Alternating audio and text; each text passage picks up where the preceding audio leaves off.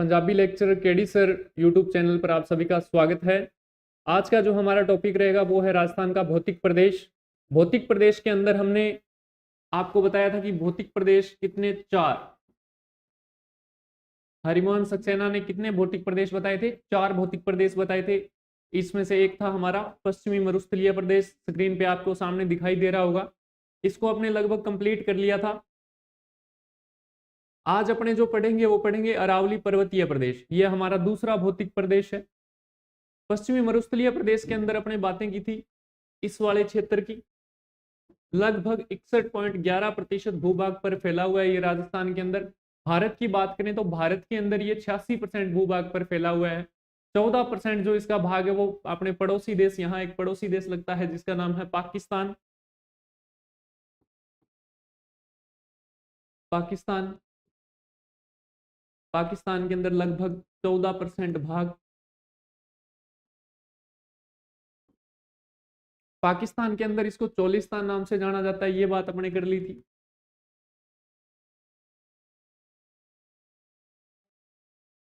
एक जगह थी सम वनस्पति रहित क्षेत्र जो जैसलमेर के अंदर पड़ता है। एक अपने था नाचना। नाचना किसके लिए प्रसिद्ध था? रेगिस्तान मार्च के लिए। फिर अपने पढ़ा था, इसको दो भागों में बांटा, अर्ध शुष्क मरुस्थल और शुष्क मरुस्थल। फिर उसको आगे दो भागों में बांटा, बालुका मुक्त और बालुका युक्त प्रदेश। फिर अपने घग्गर बेसिन पढ़ा था। घग्गर के बाद अपने पढ़ा था कांतली बेसिन शेखावाटी प्रदेश के अंदर। फिर अपने पढ़ा था नागौर उच्च भूमि और अंतिम अपने पढ़ा था लूनी बेसिन। ये बातें अपने यहां तक कर ली थी। आज अपने पढ़ेंगे अरावली। उससे पहले कुछ एक दो बातें हैं जो कल छूट गई थी, वो मैं आपको बता देता हूं। एक चीज थी,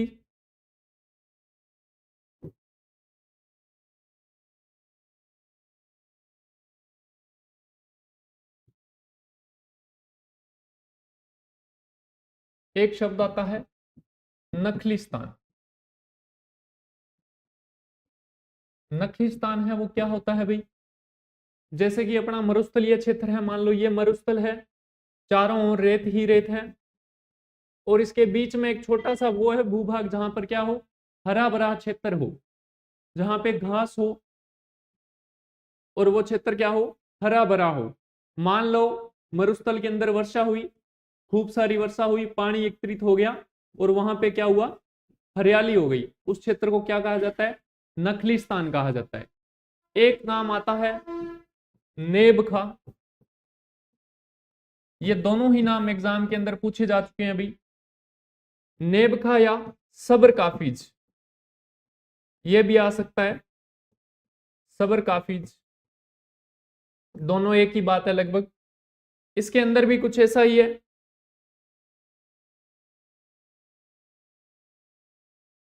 क्या होता है अभी नेबखा? नेबखा भी यही है कि मान लो ये हमारा मरुस्थल है, मरुस्थल के अंदर एक झाड़ी उग गई, इस झाड़ी के चारों ओर यहाँ पे क्या हो गई, रेत इकट्ठा हो गई। मरुस्थल के अंदर झाड़ी, झाड़ी के चारों ओर क्या है, रेत इकट्ठा हो गई। तो यहाँ एक टीला बन जाएगा, एक आकृति बन जाएगी। उस आकृति को क्या कहा जाता है? नेबखा या सब्र काफिज। ये दो मोस्ट इंपोर्टेंट दो बातें हैं, ये एग्जाम में पूछी जा चुकी हैं, तो आपको ध्यान में रखनी है। यहाँ पर अपना जो मरुस्थल है वो कंप्लीट होता है। पहला जो भौतिक प्रदेश था हमारा वो कंप्लीट होता है। कोई बात रह गई हो तो आप मेरे को कमेंट करके बता देना। आज अपने जो पढ़ेंगे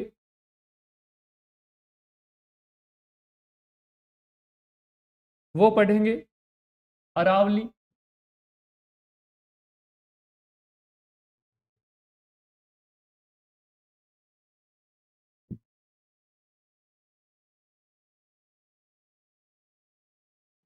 आज अपन जिसकी बात करेंगे वो है अरावली पर्वतीय प्रदेश।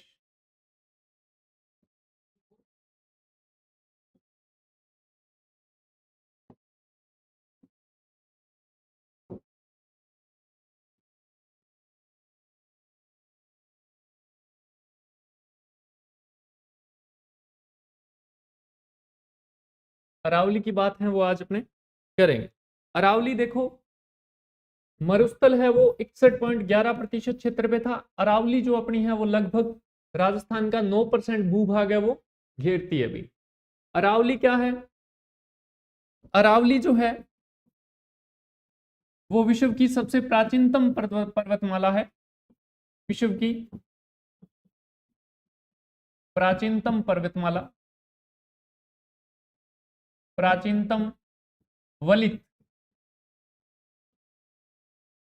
और मोड़दार, टेढ़ी मेढ़ी अभी। अरावली की जो उत्पत्ति है वो मानी जाती है प्री कैम्ब्रियन काल में।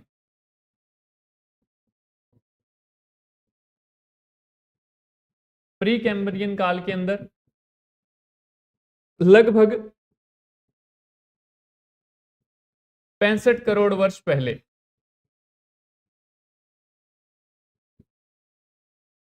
तो जो अरावली है वो विश्व की प्राचीनतम वलित मोड़दार पर्वतमाला है।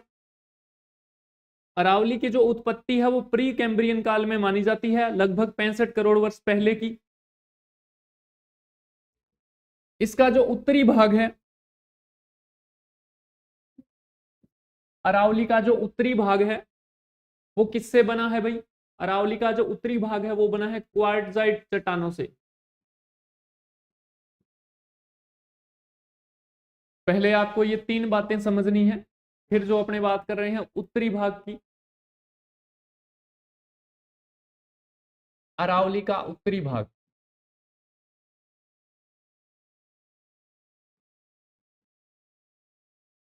अरावली का जो उत्तरी भाग है वो किससे बना है?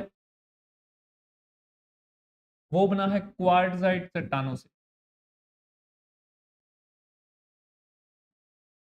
क्वार्टजाइट चट्टानों से। इसका जो दक्षिणी भाग है, उत्तरी भाग तो हो गया क्वार्टजाइट चट्टानों से, और जो दक्षिणी भाग है वो बना है ग्रेनाइट चट्टानों से। किससे? ग्रेनाइट चट्टानों से। ग्रेनाइट सिटी की बात करें तो ग्रेनाइट सिटी कहा जाता है जालौर को।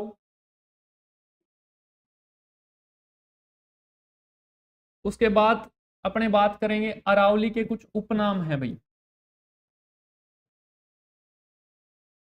अरावली के उपनामों की बात करें, अरावली के उपनामों के अंदर सबसे पहले आपको ध्यान में रखना है, सबसे पहले अपने बात करेंगे सबसे पुरानी, तो विष्णु पुराण के अंदर क्या कहा गया है?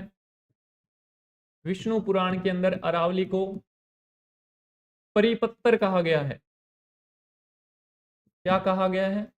परिपत्तर कहा गया है। अरावली का जो उत्तरी भाग है वो क्वार्टजाइट चट्टानों से बना है, दक्षिणी भाग बना है ग्रेनाइट चट्टानों से। और अरावली के उपनामों की बात करें तो विष्णु पुराण के अंदर अरावली को क्या कहा गया है? परिपत्तर कहा गया है। अब अपने बात करते हैं अरावली का उद्गम, कि अरावली का उद्गम है वो कहां से होता है।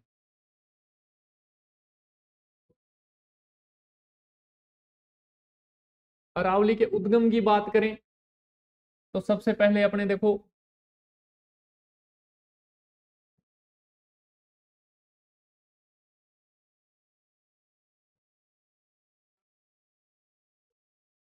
भारत में अगर अरावली के उद्गम की बात करें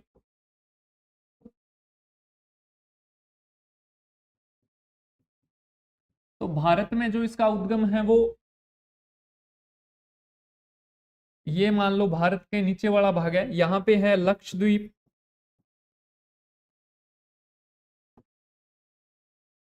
लक्षद्वीप।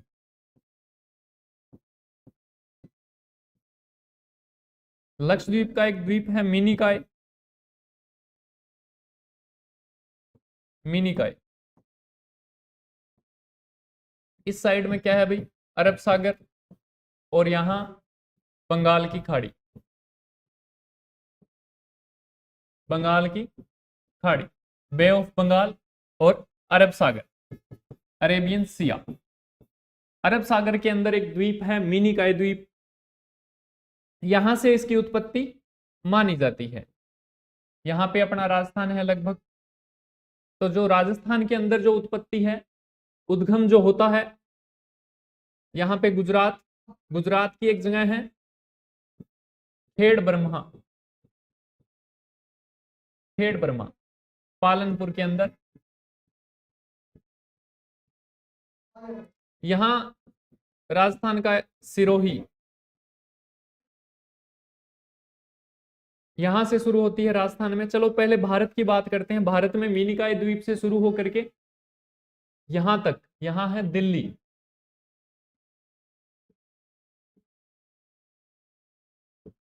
दिल्ली। आगे लेते हैं भाई इसको। मिनिकाय द्वीप से, मिनिकाय द्वीप से शुरू होकर रायसीना हिल्स, रायसीना हिल्स,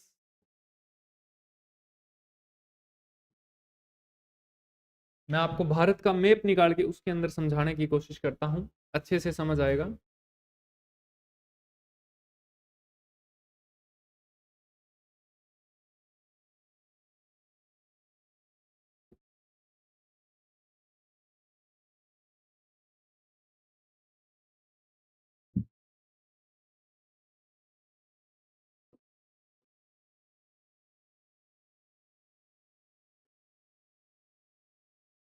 ध्यान से समझना भाई, आपके सामने भारत का मैप है, यहां आप अपने आसानी से समझेंगे।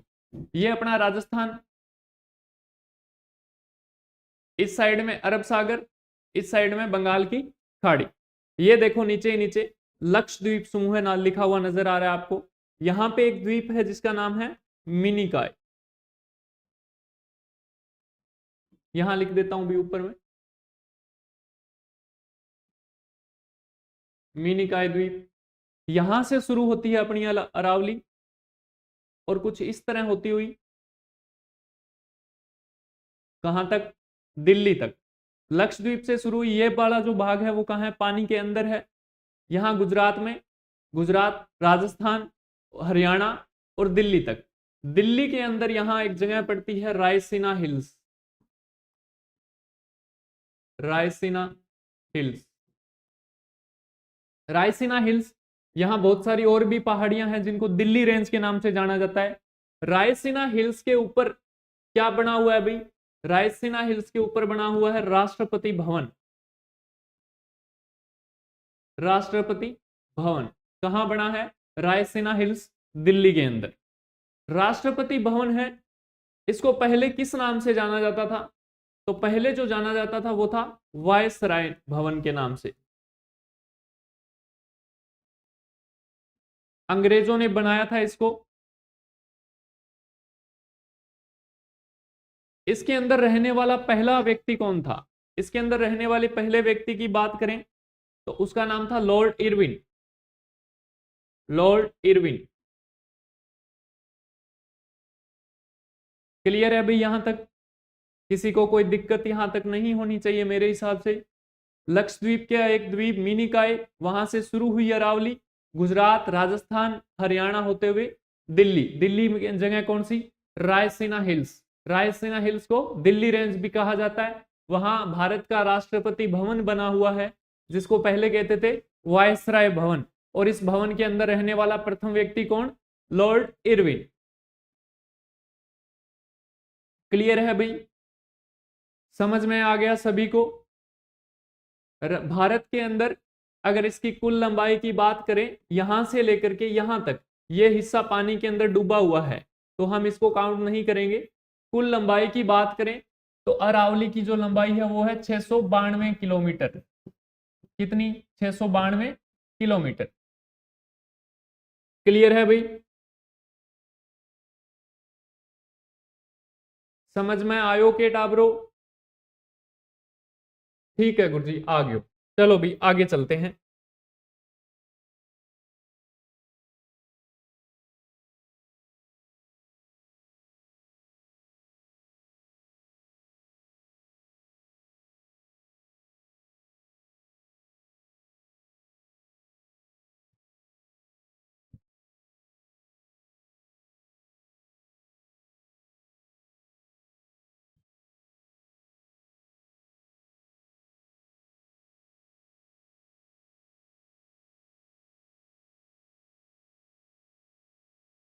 अब बात करते हैं राजस्थान की।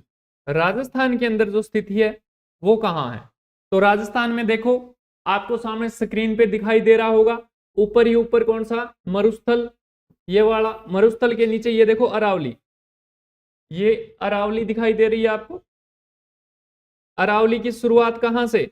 सिरोही, ये देखो सिरोही दिखाई दे रहा है आपको। तो यहां एक जगह है, उसका नाम है खेड़ बरमहा।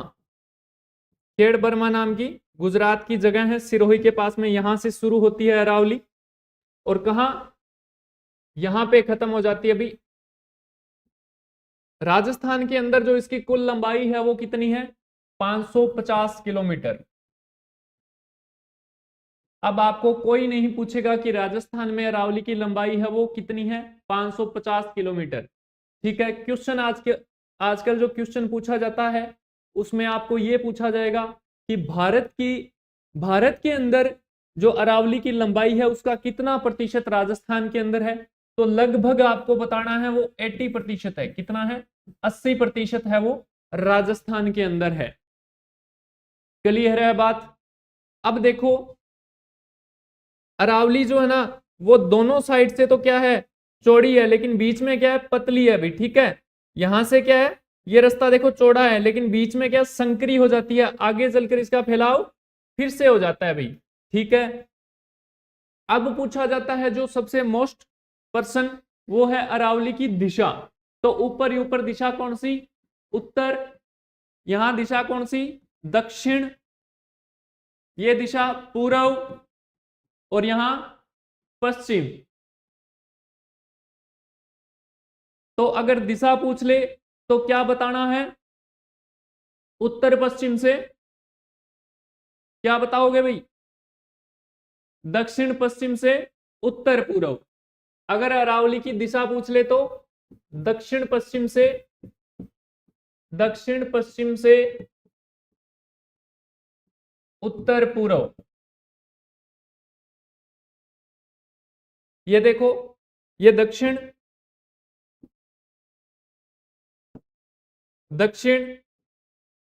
पश्चिम से उत्तर पूर्व, ऐसे है अरावली। ये चीज आपको ध्यान में रखनी है। अगर ये दिशा ऐसे याद ना हो तो सीधा याद रखना कि अरावली राजस्थान में कैसे है? ऐसे है। अरावली बहुत अच्छी है, ऐसे निशान बनाना और इसकी दिशा लिख लेना, उत्तर दक्षिण पूर्व पश्चिम। अपने आप आपको पता लग जाएगा कि अरावली की दिशा क्या है। ऐसे अभी क्या है? दक्षिण पश्चिम से उत्तर पूर्व। राजस्थान के अंदर लंबाई कितनी? 550 किलोमीटर। टोटल लंबाई कितनी? 692। विस्तार कहां से? खेड़ बर्मा से, गुजरात से लेकर के रायसीना हिल्स दिल्ली तक।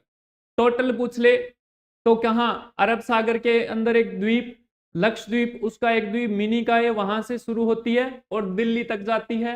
राजस्थान में पूछे तो सिरोही से लेके अलवर तक। ठीक है भाई, झुंझुनू भी आ सकता है ऑप्शन में। जिलों की बात करें तो लगभग पहले पुनर्गठन से पहले 9 जिले आते थे अरावली में, अब जिलों की संख्या बढ़ गई। जिलों से रिलेटेड क्वेश्चन न तो कभी पहले आया था और न ही आगे आया था, आएगा भाई। ठीक है, तो इसमें ज्यादा माथापच्ची करने की जरूरत अपने को नहीं है। अब देखो अरावली किसका भाग है? तो कल अपने दो बातें पढ़ी थी, तेथिस सागर और गोंडवाना लैंड। तो अरावली किसका भाग है? मरुस्थल तो भाग था तेथिस सागर का, तेथिस सागर का। अरावली किसका भाग है? अरावली की बात करें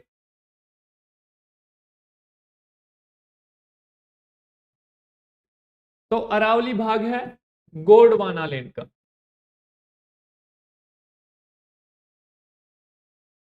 याद रखना भी ये बात, यहां तक क्लियर है? औसत ऊंचाई अरावली की, अगर औसत ऊंचाई पूछे तो कितनी? औसत ऊंचाई पूछे तो 930 मीटर। कितनी है भाई? 930 मीटर।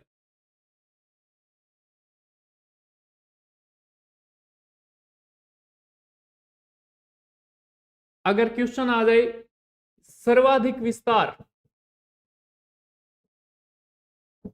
सर्वाधिक विस्तार पूछ ले सर्वाधिक विस्तार जिला पूछ ले तो सर्वाधिक विस्तार है वो कहाँ है, उदयपुर के अंदर।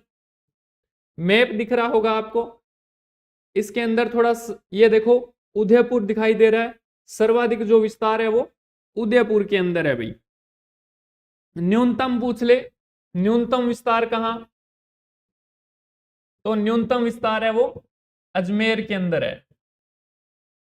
कहां है भाई, अजमेर के अंदर। ये देखो अजमेर,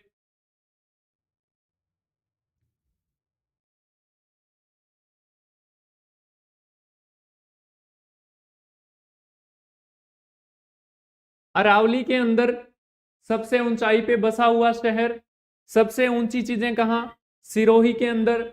शहर कौन सा, माउंट आबू।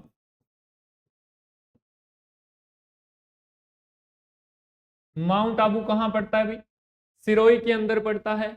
ये बात सबको पता है, एग्जामिनर अगर पूछेगा तो वो ये नहीं पूछेगा, वो पूछेगा दूसरा सबसे ऊंचा शहर। दूसरा पूछे तो बता देना है प्रतापगढ़।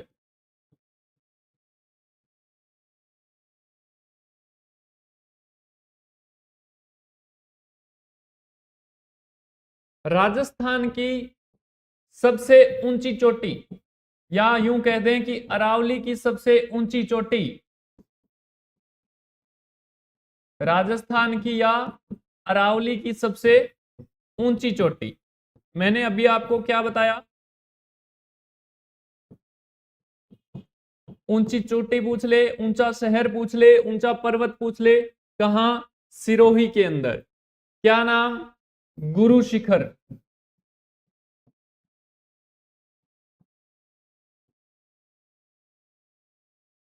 गुरु शिखर, ऊंचाई कितनी, 1722 मीटर।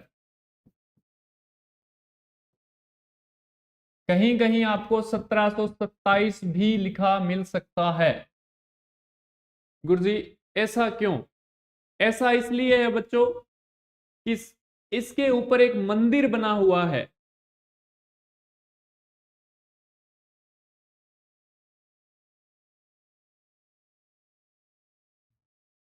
ये जो चोटी है इसके ऊपर एक मंदिर बना हुआ है।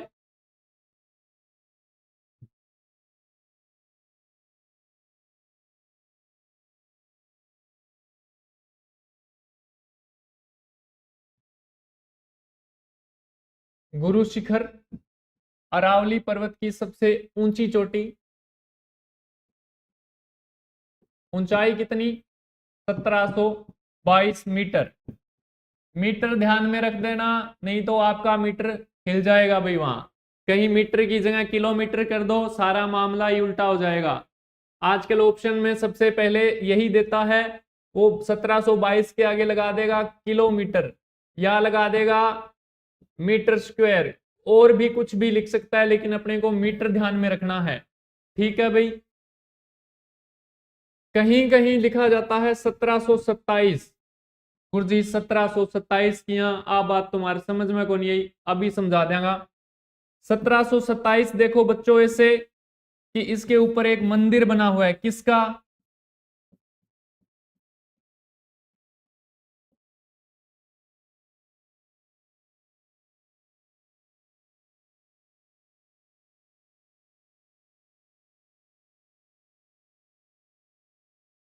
इसके ऊपर क्या है, एक मंदिर बना हुआ है।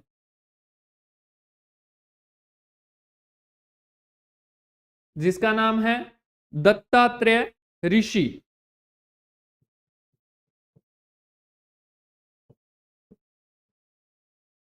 इस मंदिर की ऊंचाई कितनी, 5 मीटर।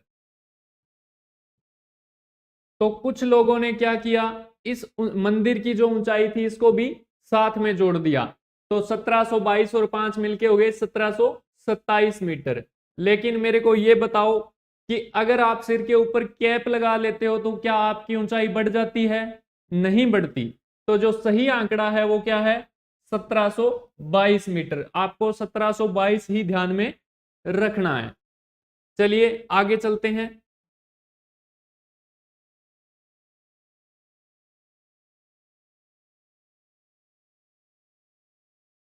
सिरोही की अगर बात करें तो जो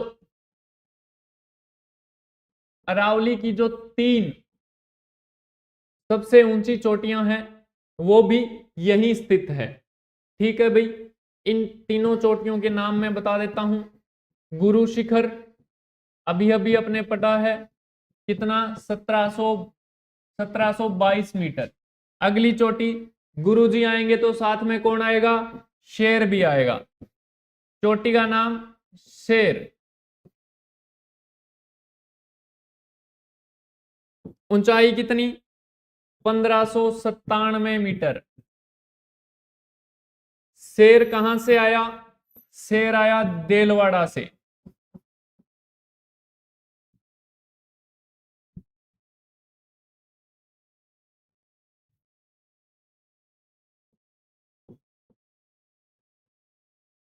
देलवाड़ा भी मिल सकता है लिखा हुआ, और आपको दिलवाड़ा भी मिल सकता है, दोनों एक ही बात है। ऊंचाई कितनी, 1442 मीटर। ये तीनों अरावली पर्वत की अरावली जो अपनी पर्वत श्रृंखला है उसकी सबसे ऊंची चोटियां हैं। कहां पर है, सिरोही के अंदर। ठीक है भाई, यहां तक क्लियर है, आ गया सबके समझ में। आगे चलें।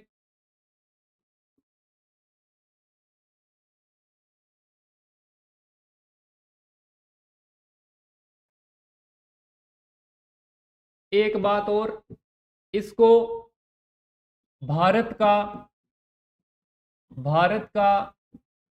अल्पेशियन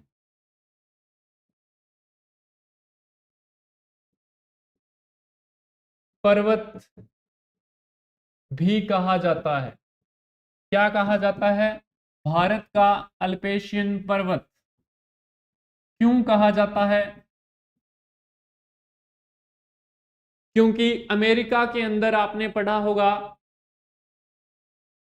कि अमेरिका के अंदर अल्पेशियन नाम से एक पर्वत श्रृंखला है, वो भी हमारी अरावली की तरह क्या है, प्राचीन है, वलित है, मोड़दार है।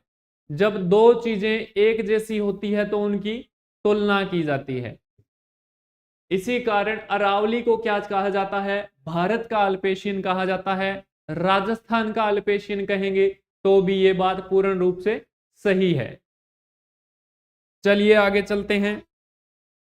उसके बाद भौगोलिक भौगोलिक नाम क्या है अरावली का।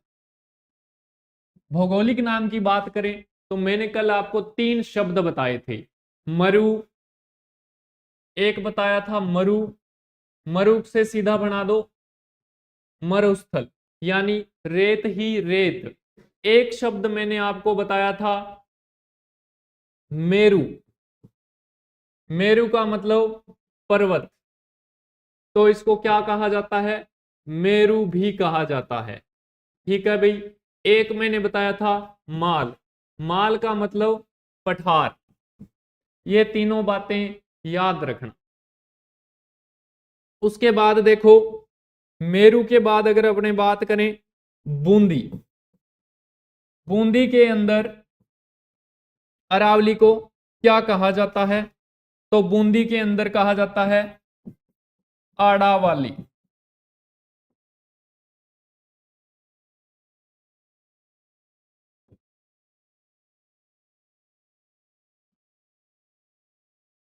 बूंदी के अंदर कहा जाता है आड़ावाली। सिरोही, सिरोही में आबू गुलाब, आबू गुलाब। सिरोही के अंदर कहा जाता है आबू गुलाब। बूंदी में आड़ावाली। भौगोलिक नाम की बात करें तो मेरु। एक शब्द और आता है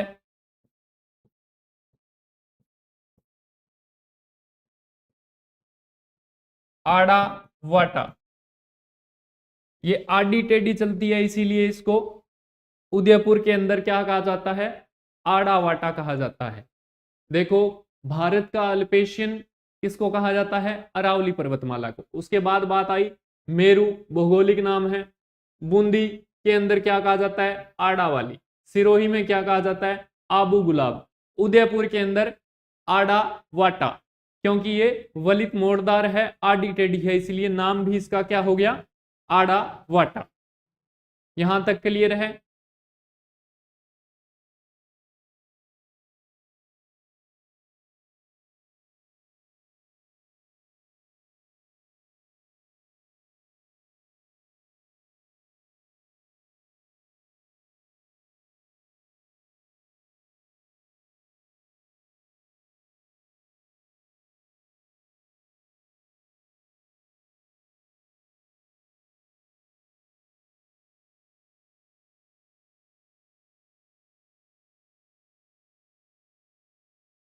हाँ भाई, 9% भाग पर है वो अरावली है फैली हुई, ये मैंने बता दिया था क्लास की स्टार्टिंग में।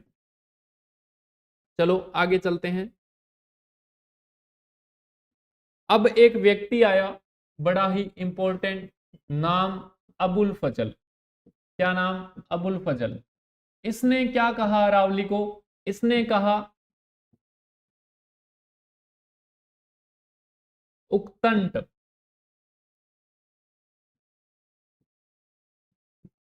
इसने कहा उक्तंट भाई। उक्तंट का मतलब ऊंट की गर्दन के समान।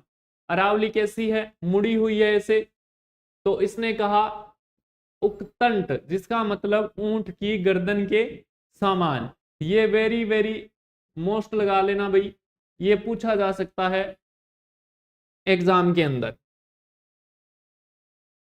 अगर अपने बात करें अरावली के अंदर औसत वर्षा की, औसत वर्षा की अगर अपने बात करें तो कितनी, 50 से 90 सेंटीमीटर। ये बातें अपने जलवायु का जो टॉपिक होगा उसके अंदर और अच्छे से पढ़ेंगे, लेकिन फिलहाल जो अपने ध्यान में रखना है, औसत वर्षा कितनी, 50 से 90 सेंटीमीटर। ठीक है भाई। एक चीज और ध्यान रखना, NH8, कितना, NH8, जिसका नया नाम क्या है, NH48। ये क्या है, ये अरावली के समानांतर चलता है भाई। NH8 कह दो, NH48 कह दो, एक ही बात है। पहले इसका नाम NH8 था, बाद में नाम बदल के कर दिया गया NH48। किसको जोड़ता है भाई, ये दिल्ली से जयपुर को जोड़ता है। राजस्थान का सबसे व्यस्ततम हाईवे अगर कहें तो यही है भाई। ठीक है।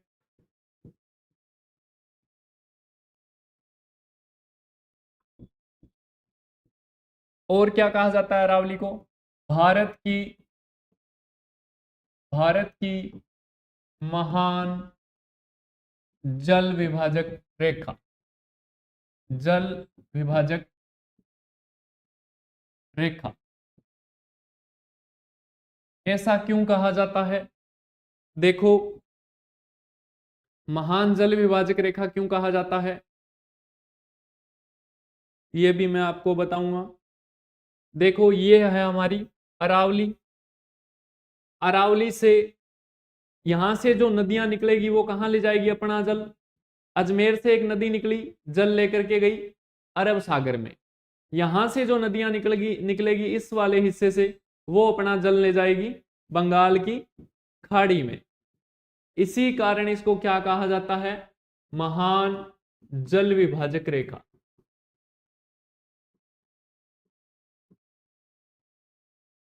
बहुत आसान है, आपको केवल समझना है, ज्यादा दिमाग लगाने की आवश्यकता नहीं है। चलिए आगे चलते हैं।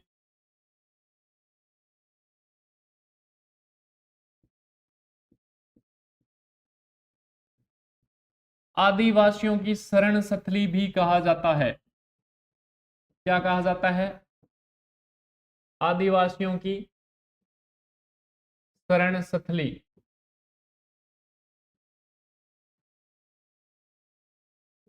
बहुत सारे आदिवासी हैं, वो भी इस क्षेत्र में निवास करते हैं, इसलिए इसको क्या कहा जाता है, आदिवासियों की शरण स्थली कहा जाता है।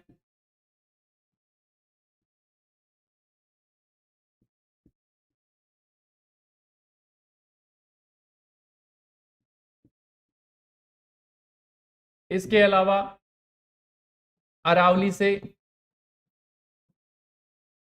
अरावली में अनेकों खनिज निकलते हैं।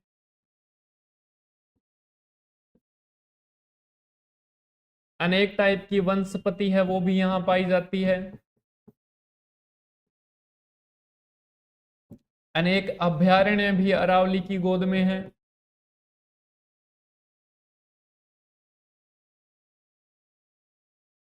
ये बात अपने को ध्यान में रखनी है अभी। यहां तक किसी को कोई दिक्कत? सब क्लियर है? समझ में आ गया? अगर इतना समझ में आ गया तो आगे चलूं।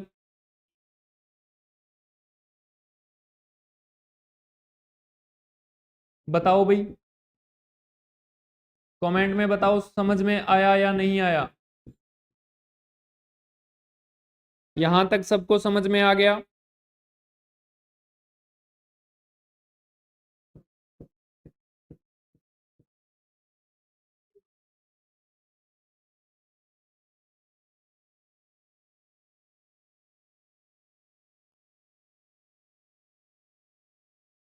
ठीक है भाई, आगे चलते हैं।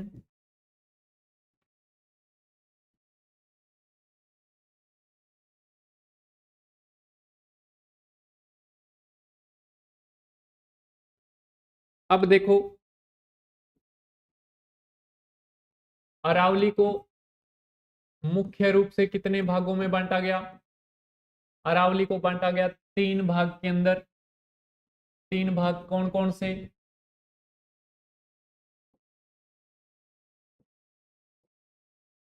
दक्षिणी अरावली, दक्षिणी अरावली,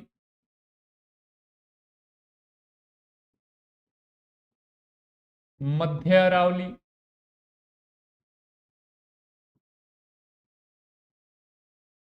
और उत्तरी अरावली।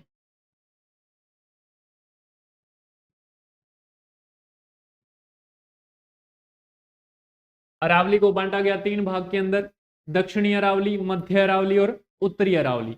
अब अपने पढ़ेंगे दक्षिणी अरावली। दक्षिणी अरावली की बात करें तो जो दक्षिणी अरावली है, जो उसके अंदर सबसे जो ऊंची चोटियां हैं वो कहाँ है? दक्षिणी अरावली के अंदर है। सर्वाधिक विस्तार है वो दक्षिणी अरावली के अंदर है।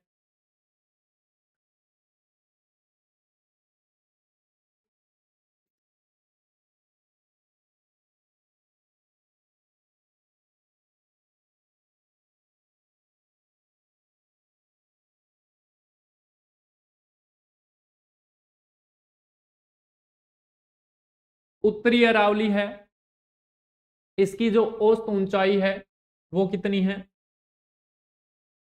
450 मीटर। उसके बाद आती है मध्य अरावली।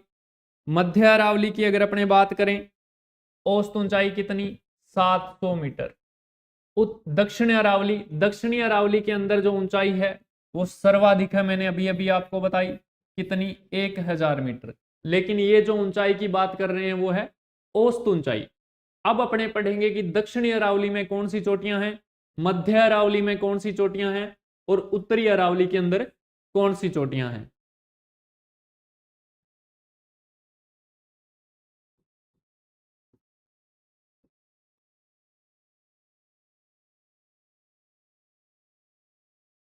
देखो, दक्षिणी अरावली के अंदर लगाओ 1 नंबर, ऊपर ही ऊपर चोटी कौन सी? गुरु शिखर। ऊंचाई कितनी? 1722 मीटर। यहाँ पे एक मंदिर बना हुआ है जिसके कारण कई बार का कितना 1727 मीटर भी दे रखा है।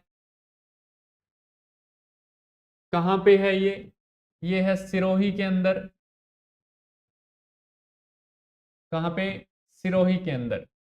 देखो यहां बना हुआ है मंदिर। एक बार यहां कर्नल टोड गए, उन्होंने देखा मंदिर बना हुआ है, संत ही संत हैं यहाँ, तो इन्होंने इसको क्या नाम दे दिया? इन्होंने नाम दे दिया संतों का शिखर। तो ये बात भी ध्यान में रखना, अरावली को संतों का शिखर भी कहा जाता है। इसके अलावा एक नाम और आता है हिंदू ओलंपस। हिंदू ओलंपस भी इसको कहा जाता है। ठीक है भाई, दूसरी चोटी कौन सी? गुरुजी आएंगे तो साथ में कौन आएगा? शेर आएगा। शेर भी कहां पे? सिरोही के अंदर। शेर भी कहां? सिरोही के अंदर। शेर जो चोटी है ऊंचाई कितनी? 1597 मीटर। कितनी भाई? 1597 मीटर। शेर कहां से आया? देलवाड़ा से। कहां से? देलवाड़ा। चोटी का नाम देलवाड़ा। कितनी? 1442 मीटर। 1442 मीटर। ये भी कहां? सिरोही के अंदर। देखो सबसे पहले 3 चोटियों को याद करो। सबसे ऊंची चोटी कहां? दक्षिणी अरावली के अंदर। नाम गुरु शिखर। ऊंचाई 1722। स्थिति कहां? सिरोही के अंदर। दूसरी, गुरुजी आएंगे तो साथ में कौन आएगा? शेर आएगा। ऊंचाई कितनी? 1597। ये भी सिरोही के अंदर। तीसरी चोटी, शेर कहां से आया? देलवाड़ा से। देलवाड़ा की ऊंचाई कितनी? 1442। कहां? सिरोही के अंदर। अगली चोटी का नाम लिखो। दक्षिणी अरावली की अगली चोटी जरगा। कौन सी भाई? जरगा। जरगा के बाद, जरगा के बाद कौन सी? अचलगढ़। अचलगढ़ के बाद कौन सी? आबू। जरगा कहां? जरगा उदयपुर के अंदर। जरगा उदयपुर के अंदर। ऊंचाई कितनी? 1431। कहां पे? उदयपुर में। जरगा के बाद अचलगढ़। कितनी? 1380। ये कहां पे? सिरोही के अंदर। उसके बाद चोटी कौन सी? आबू। आबू भी कहां? सिरोही के अंदर। आबू की ऊंचाई कितनी? 1295। 6 चोटियां आपके सामने लिखी हुई है। इसको अपने क्रम से याद करनी है। सबसे पहले गुरु शिखर। कितना? 1722। कहां पे? सिरोही में। एक बात ध्यान में रखना, पहली तीनों चोटियां कहां पे है? सिरोही में है। उसके बाद वाली उदयपुर में। उसके बाद वाली 2 फिर सिरोही में। इस टाइप प्रकार से याद करोगे तो जल्दी याद हो जाएगा। सबसे पहले गुरु शिखर, फिर शेर। शेर कितना? 1597। देलवाड़ा 1442। जरगा 1431। अचलगढ़ 1380। आबू 1200 कितना? 1295। 95। यहां तक क्लियर है? चलिए आगे चलते हैं। 7 नंबर कौन सी? कुंभलगढ़। कुंभलगढ़ के बाद धोनिया। धोनिया के बाद जयराज। जयराज के बाद ऋषिकेश। ऋषिकेश ये वो नहीं है जो उत्तराखंड के अंदर है। ये चोटी का नाम है जो कहां है? दक्षिणी अरावली के अंदर है। इसके बाद कमलनाथ। अब इनकी ऊंचाई की बात करें तो कुंभलगढ़ की कितनी? 1224 मीटर। कितनी? 1224 मीटर। 1183 किसकी? धोनिया की। जयराज की कितनी? जयराज की 1090। ऋषिकेश की कितनी? 1017। और कमलनाथ की कितनी? 1001। कुंभलगढ़ कहां है? कुंभलगढ़ है भी राजसमंद के अंदर। कुंभलगढ़ कहां? राजसमंद के अंदर। धोनिया कहां?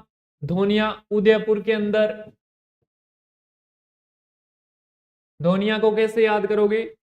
सर्वाधिक धनिया कहां? उदयपुर में। चोटी का नाम धोनिया। कितनी? 1183 मीटर ऊंची। कुंभलगढ़ कितनी? 1224 मीटर। कहां? राजसमंद के अंदर। उसके बाद अपनी चोटी आई जयराज, कहां पे? सिरोही के अंदर। अगली चोटी ऋषिकेश, ऋषिकेश कहां पे? सिरोही के अंदर। सिरोही के अंदर सर्वाधिक चोटियां हैं भाई। कमलनाथ कहां?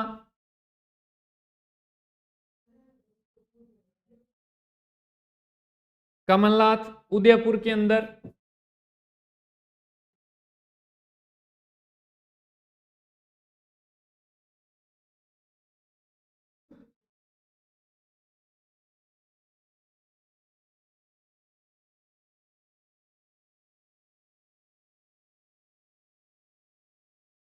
देखो कुंभलगढ़ कितना 1224 मीटर, कहाँ? राजसमंद में। धोनिया 1183 उदयपुर में। जयराज 1090 सिरोही में। ऋषिकेश 1017 सिरोही में। कमलनाथ कहाँ? उदयपुर में। कितना? 1001 मीटर। इसके अलावा 5-7 चोटियां और हैं, वो आपको खुद याद करनी पड़ेगी। उसकी पीडीएफ आपको आपके टेलीग्राम ग्रुप और जो व्हाट्सएप ग्रुप बना हुआ है उसके अंदर डाल दी जाएगी। देखो यहां पढ़ाने का कोई मतलब नहीं है, जो मुख्य मुख्य चोटियां थी वो मैंने पढ़ा दी है। कमलनाथ पूछ ली गई है एग्जाम के अंदर, कुंभलगढ़ भी पूछी गई है। ये मुख्य मुख्य चोटियां वो मैंने आपको बता दी है, बाकी की जो और चोटियां हैं उसकी पीडीएफ आपको मिल जाएगी। ठीक है भाई। उसके बाद अपने आगे चलते हैं। कौन सी? मध्य अरावली।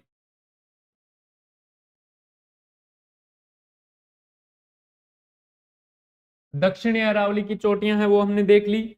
अब अपने बात करेंगे मध्य अरावली। तो मैंने आपको बताया था अरावली का विस्तार दक्षिण पश्चिम से उत्तर पूर्व। ऐसी अभी अरावली, ये भाग जो है वो चौड़ा है, दक्षिणी भाग। बीच में से फिर संकरी है, पतली है। आगे जाकर फिर इसका फैलाव हो जाता है भाई। ठीक है। तो यहां जो है वो क्या है? सर्वाधिक अंतराल है। इसमें क्या है? सर्वाधिक अंतराल पूछे तो कहां? मध्य अरावली के अंदर। मध्य अरावली की चोटियों की बात करें तो मध्य अरावली की जो सबसे ऊंची चोटी है वो है गोरमजी। कौन सी? गोरमजी। मध्य अरावली की सबसे ऊंची चोटी गोरमजी 934। इसको मिटो लेते हैं भी एक बार।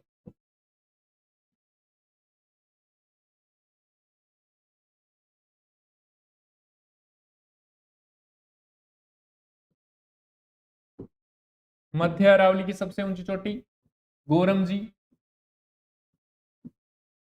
गोरमजी कितनी? 934 मीटर। कहां पे है अभी? ये पाली, राजसमंद,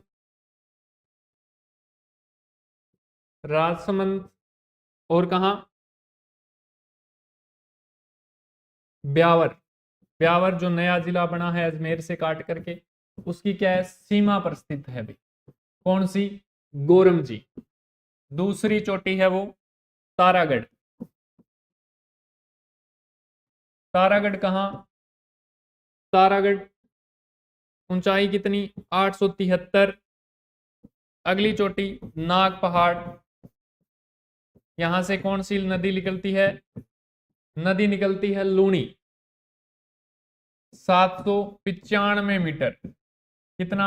795 मीटर। दोनों चोटियां कहां? अजमेर के अंदर। अपने चोटी पड़ी गोरमजी, मध्य अरावली की सबसे ऊंची चोटी गोरमजी, ऊंचाई कितनी? 934 मीटर। कहां पे? पाली, राजसमंद और ब्यावर की सीमा पे। उसके बाद चोटी आई तारागढ़। कहां पे? अजमेर में। ऊंचाई 873 मीटर। नाग पहाड़ कहां पे? अजमेर में। ऊंचाई कितनी? 795 मीटर। ये थी मध्य अरावली की ऊंची चोटियां। अब अपने पढ़ेंगे उत्तरी अरावली। कौन सी? उत्तरी अरावली।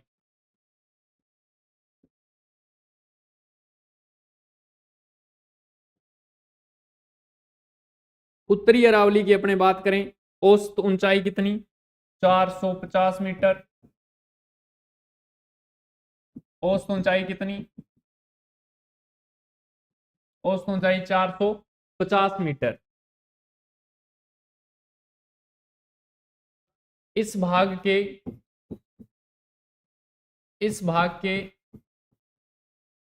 केंद्र में अगर बात करें तो कौन है, शेखावाटी की पहाड़ियां आती है। शेखावाटी की पहाड़ियां कहां पे, उत्तरी अरावली के अंदर। इसके जो केंद्रीय भाग है जो इसका, उसके अंदर क्या है, शेखावाटी की पहाड़ियां आती हैं। ठीक है, अब अपने बात करेंगे इसकी चोटियों की।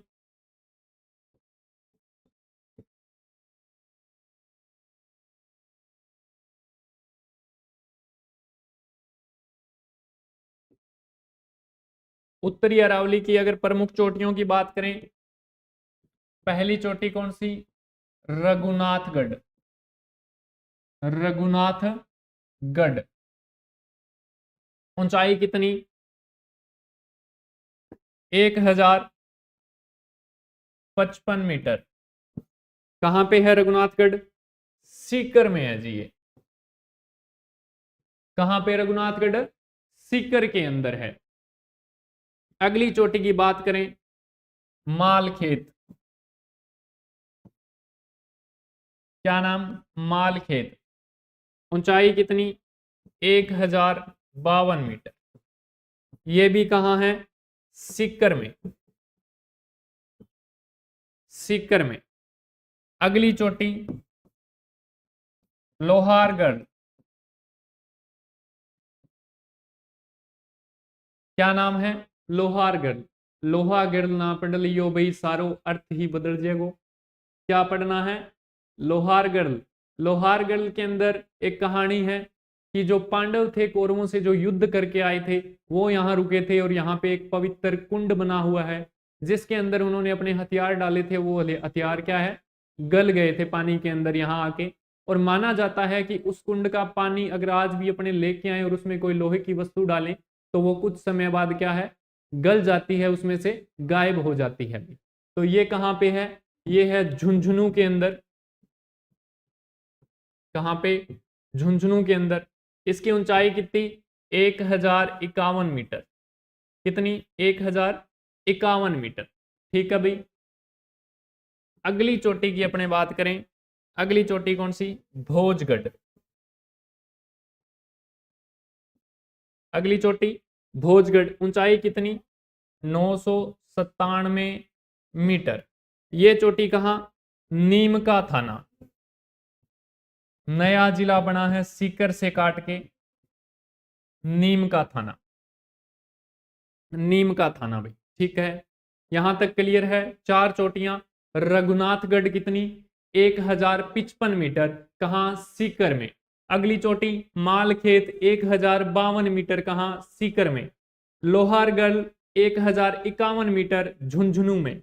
भोजगढ़ 997 मीटर, नीमका थाना में। चलिए आगे चलते हैं। पांचवी चोटी। पांचवी चोटी का नाम खो।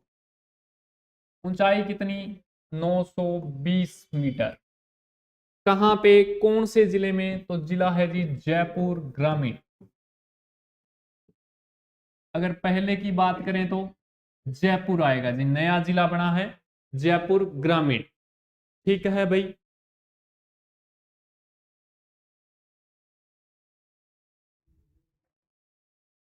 उसके बाद देखो अगली चोटी कौन सी, हर्षनाथ। हर्षनाथ कहां पे, सीकर के अंदर। कितनी ऊंचाई, 820 मीटर। कहां पे, सीकर में। हर्षनाथ के बाद चोटी आई भेरांच। भेरांच के बाद कौन सी चोटी, बाबाई। बाबाई के बाद एक चोटी का नाम लिखिए, बरवाड़ा। बरवाड़ा। बरवाड़ा के बाद बवाई। बवाई के बाद आप लिख लीजिए बिलाली।